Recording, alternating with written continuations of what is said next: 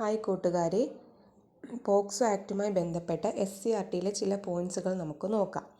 ലൈംഗിക കുറ്റകൃത്യങ്ങളിൽ നിന്നും കുട്ടികളെ സംരക്ഷിക്കുന്നതിനുള്ള നിയമമാണ് പോക്സോ ആക്ട്. കുട്ടികൾക്ക് നേരെ നടക്കുന്ന ലൈംഗിക അതിക്രമങ്ങൾ തടയുവാനും കുറ്റവാളികൾക്ക് തക്ക ശിക്ഷ ഉറപ്പാക്കാനും 1989 കുട്ടികളുടെ അവകാശ ഉടമ്പടി ലക്ഷ്യം വയ്ക്കുന്നു. ഇന്ത്യൻ ഭരണഘടന ഉറപ്പു നൽകുന്ന അവകാശങ്ങൾ ലിംഗഭേദമില്ലാതെ നടപ്പാക്കുന്നതിനും ബാലസൗഹൃദ നടപടികൾ ഉൾക്കൊള്ളിച്ചുകൊണ്ടും നിലവിൽ വന്ന നിയമമാണ് പോക്സോ ആക്ട്. പോക്സോ ആക്ട് 2012 നിലവിൽ വന്നു. കുട്ടികൾക്കെതിരെയുള്ള ലൈംഗിക അതിക്രമങ്ങൾ തടയുന്നതിന് വേണ്ടിയിട്ട് നിലവിൽ വന്ന നിയമമാണ് പോക്സോ ആക്ട് 2012.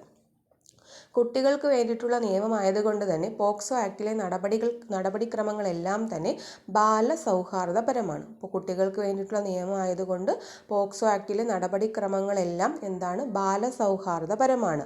18 വയസ്സിന് താഴെയുള്ള ഏതൊരാളെയും നിയമം കുട്ടിയായി പരിഗണിക്കുന്നു. അപ്പോൾ 18 വയസ്സിന് താഴെയുള്ള ഏതൊരാളെയും നിയമം എന്തായിട്ടാണ് പരിഗണിക്കുന്നത്? കുട്ടിയായിട്ട്.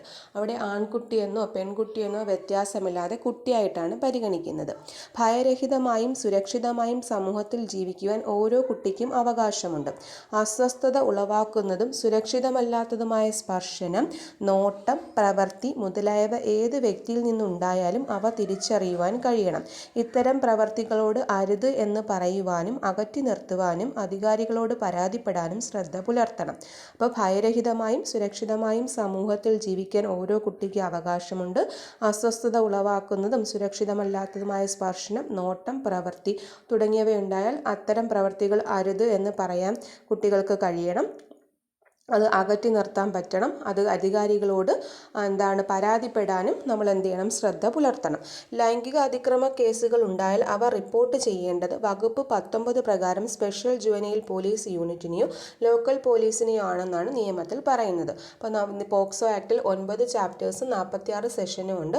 അതിൽ വകുപ്പ് 19 പറയുന്നത് ലൈംഗിക അതിക്രമ കേസുകൾ ഉണ്ടായാൽ നമ്മൾ റിപ്പോർട്ട് ചെയ്യേണ്ടത് സ്പെഷ്യൽ ജുവനൈൽ പോലീസ് യൂണിറ്റിനെയോ ലോക്കൽ പോലീസ് യൂണിറ്റിനെയോ ആണെന്നാണ് പോക്സോ നിയമത്തിൽ പറയുന്നത്.